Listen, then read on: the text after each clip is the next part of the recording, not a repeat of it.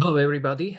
Let's talk about transform margins, their development history, structural architecture, and depositional systems. And we will start with structural architecture and start instead of transform, start with strike slip faults, which do not know whether they will nucleate, grow, and become a regional or local strike slip fault, or even a transform if they are lucky. So we will think of these faults as an ellipsoid that gets nucleated, and it would grow.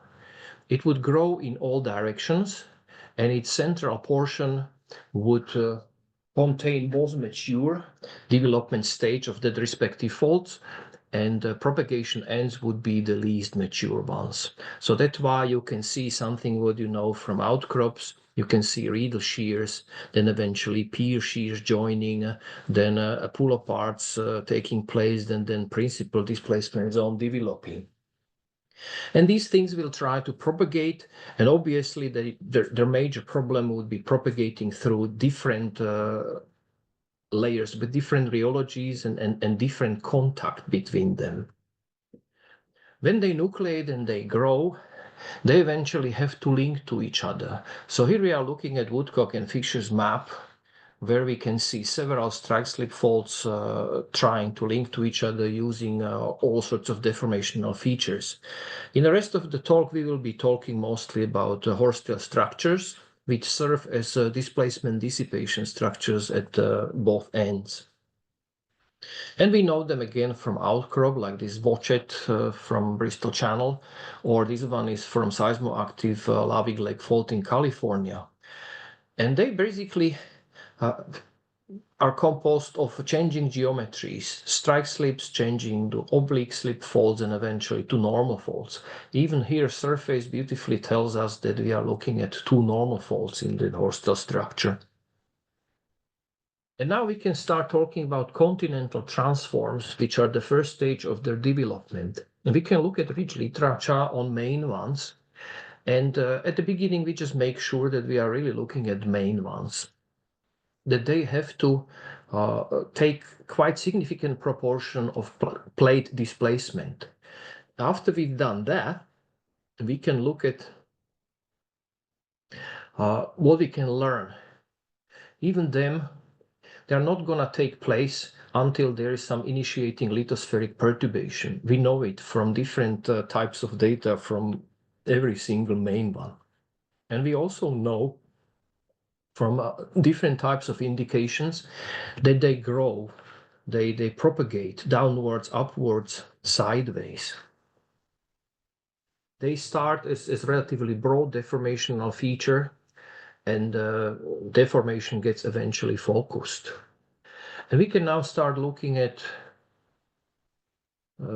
transform margins, like Coromandel transform margin from East India, and see further and further evidences about these faults doing so. Here we are looking maybe at half of a fault pattern of continental transform.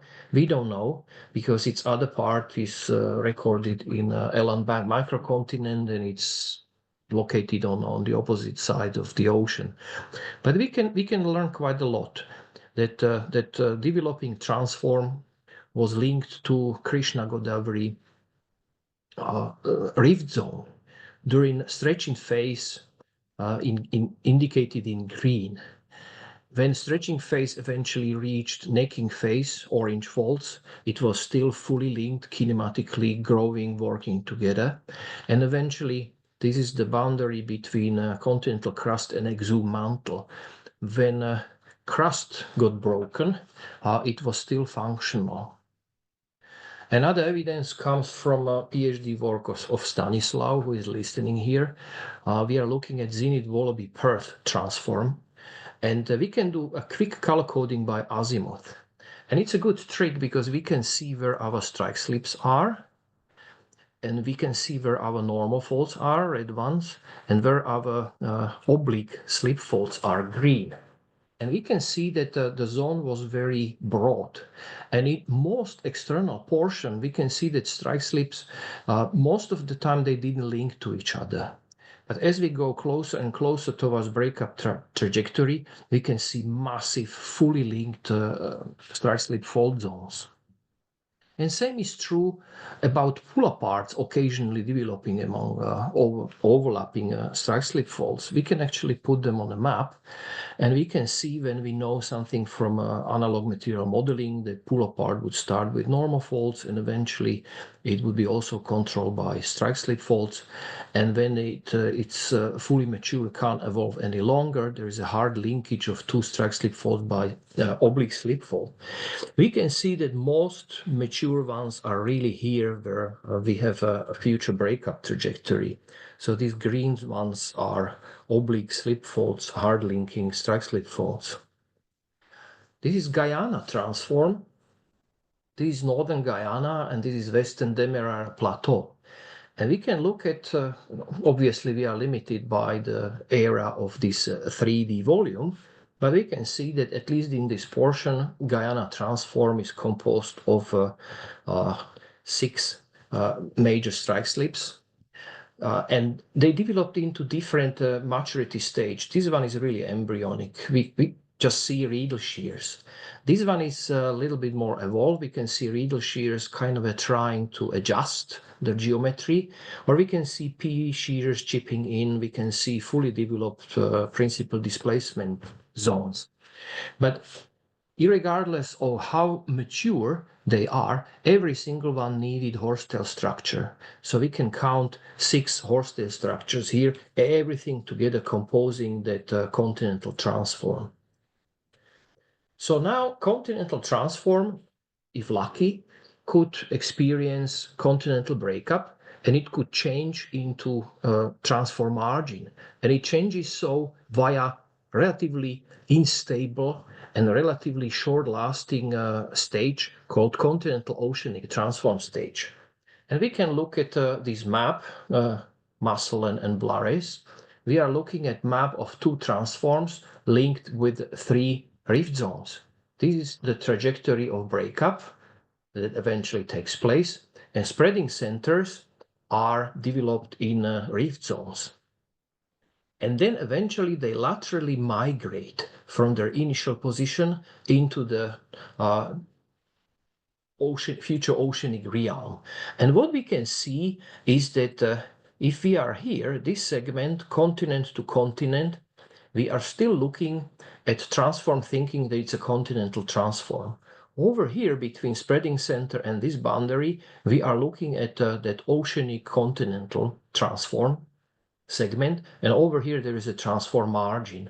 And as you can see, they migrate, they become longer, and eventually everything turns into transform margin. So it will be very interesting, very unstable development stage, and we should talk about it a little bit more. We can look at the model, which was used by Andreas for thermal modeling.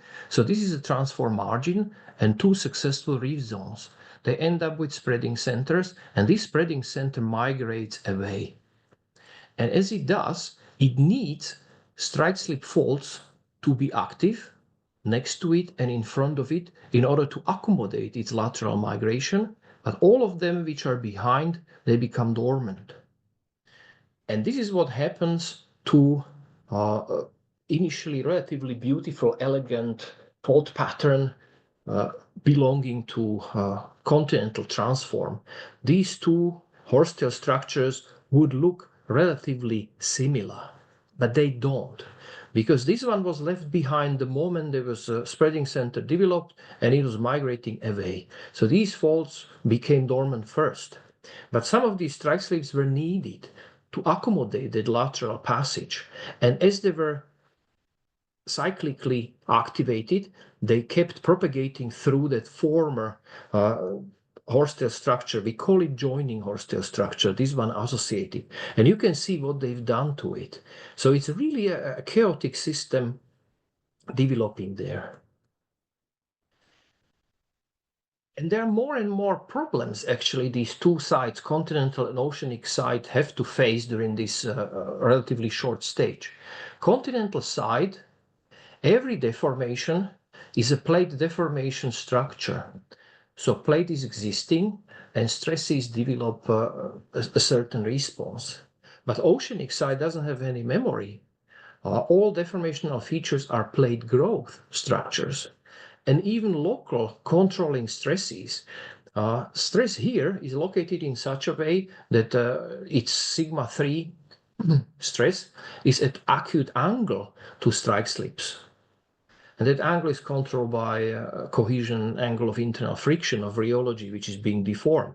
But over here, sigma 3 is parallel to strike slips. So these things are not really designed to cooperate, but they are forced to do so. And that's why we can see all sorts of pranks they do to each other. Here we are looking again at Zenith Wallaby Perth transform, and we can imagine that there was an initial spreading center and it was laterally migrating. And it suddenly realized that, okay, I will propagate through my controlling transfer fault and I will propagate to the north. And here comes this Sonnenrich deformational record of that. It failed. Then it behaved for a while and I will do another attempt. Sonia Ridge. It failed, returned back, and then eventually finished the development. Or we can see something like this. Imagine that if there was a continental side, everything would be oceanic. Life would be very different and deformation would be very different. This is a numerical model by Taras Geria, and we are looking at two propagating spreading ridges. At some point, they develop initial hard linkage, but it's a prototransform. It's not perpendicular to them, it's oblique, and it would have a tendency to rotate or get replaced by less oblique one, and eventually at some point there would be a perpendicular transform developed.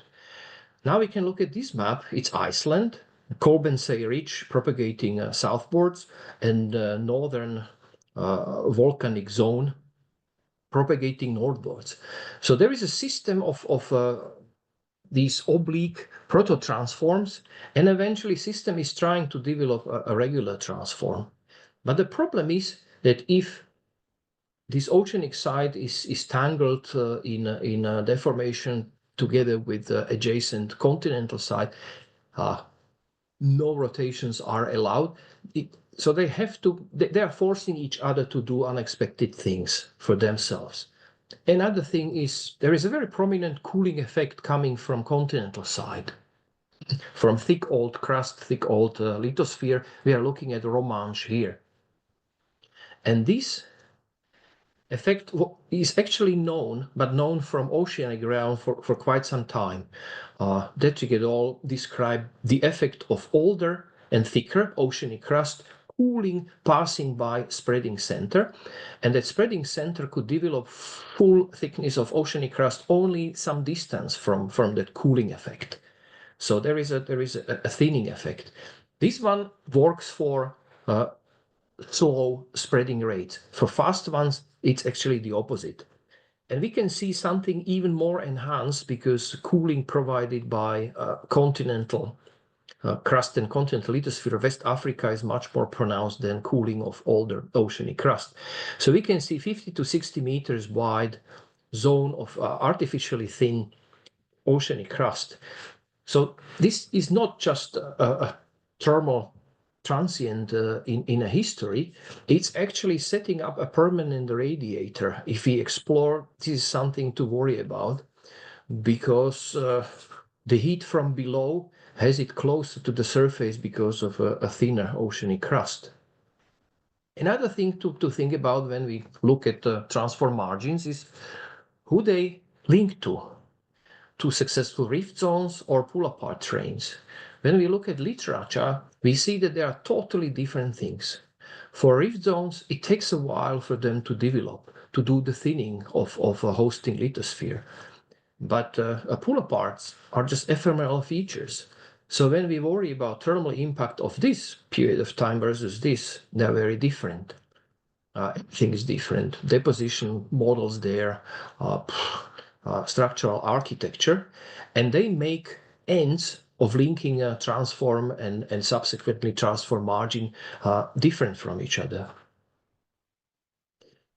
And we can actually look at the continental crust thickness distribution of these two cases.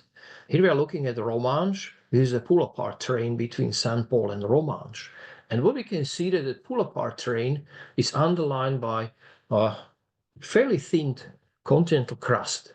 And it separates a brick-shaped body of thicker crust from a mother crust of continent. And now we can go back to what we were discussing in Coromandel transform case, that when a spreading center is passing by, it develops, it needs certain strike slips active. And we know from research in Andaman Sea, but by people like Chris Morley and others, that strike slips really like abrupt gradients between thin and thick crust. So this would be very natural place for them to be active. So not that we have just a very typical topography, bathymetry for marginal ridge, but we can see it actually separately moving. If you do plate reconstruction of Ghana Ridge here and Africa and South America, we can actually see that Ghana Ridge was moving independently about 135 kilometers. If it was luckier, it could become a microcontinent. But when we look at crustal distribution in a case of Coromandel transform, this is successful reef zone, this is failed one. When we look at this successful one, we don't see any major embayment there. We see everything more or less homogeneously thinning till we can see a breakup trajectory of crust. Yeah, there is a little bit of a hiccup here, but it's explained by pre-existing older rift which was there. And we can slowly go to the other part, depositional systems. And a nice reminder of depositional systems being really different depending on where we are. This is St. Paul pull-apart terrain underlined by horsetail structure becoming more and more open and more extensional. And we can see when we make outlines of Albian, Cenomanian, Turanian sediment routing systems that they systematically change. So we can learn more before we discuss this. We can go to Coromandel transform, where company Reliance made absolutely phenomenal map of top of crystalline, and we can use it as a proxy for understanding what kind of a bathymetry and topography is there for depositional systems. This was made mostly on 3Ds. Few gaps were covered by our incredibly dense 2D grids. Here we can see high plateau, almost no shelf, no slope, direct drop into oceanic basin. Here, associated horsetail structure, topography is composed by banana-shaped ridges divided by valleys, and they're plunging down in direction away from the high plateau. But joining horsetail structure, it's that mess of former continental transform horsetail structure cut by faults from the period of time of ocean and continental transform development. And we can see just isometric highs, and they are surrounded by a system of lows. So we are looking at something like this. Transform margin sensu stricto high plateau drop. Joining horsetail structure, really chaos, lot of local highs, local lows. Then associated horsetail structure, banana-shaped ridges divided by valleys. Transform margin sensu stricto could have local complexities due to development of pull-aparts there. So we can run through the world and look at nice seismic examples. We can look at cut through this high plateau from Ghana, almost no shelf, no slope, direct drop to oceanic basin. Or we can look at the complexity of transform margin due to normal fault development. For that, we will go to Zenith Wallaby Perth. There are two strike slips and pull apart there. Again, very different bathymetry, topography. And here we are looking at associated horsetail structure. And here we can see cut in other portion of Zenith Wallaby Perth transform margin. We can see cut through two banana-shaped ridges and two dividing valleys. And for joining horsetail structure, we go back to East India, to Kaveri segment Indian margins, and we are looking at two of these relatively isometric highs. Look how sharp they are, and they even have a thin rift on top of them. So towards the end, we can compare deposit systems without really discussing them much because we are short on time. So we can compare transfer margin sensu stricto with pull-apart complexity. Transfer margin doesn't have any need for isostatic rebound. Therefore, if there is a sediment entry point, it lasts forever. And there is not much processing on a shelf or slope. There is a direct shot on the basin. Pull apart gives a little bit of a processing chance, widening shelf, widening slope, changing them into a system of terraces or blocks. So there is a possibility for sediment deposition, processing, and spilling further. Now we can compare it with the Horstel structure. We will keep model of depositional systems of transfer margin sensu stricto, and we will look at two models. One in a portion of margin which was initiated by Horstel structure dominated by oblique slip faults, while this one is purely extensional, everything is normal faulting. And you can see that system becomes more and more similar to something which we know from rift margins.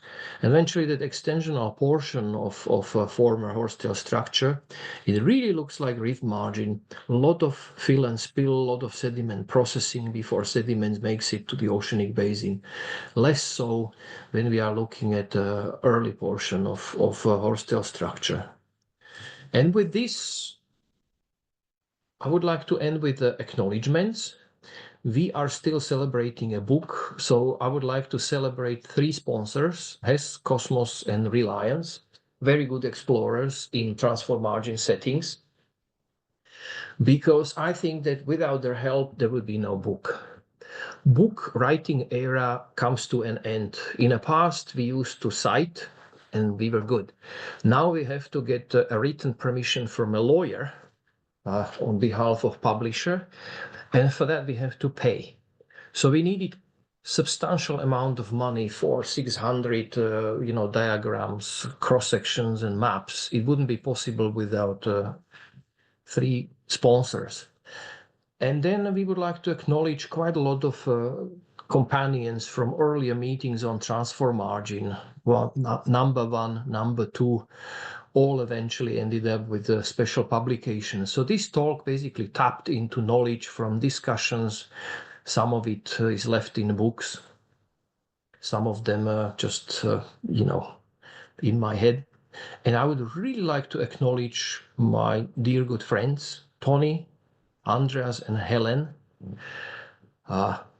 for spending 5 years of their life with me working on this crazy idea to publish this book. Thanks a lot for your attention.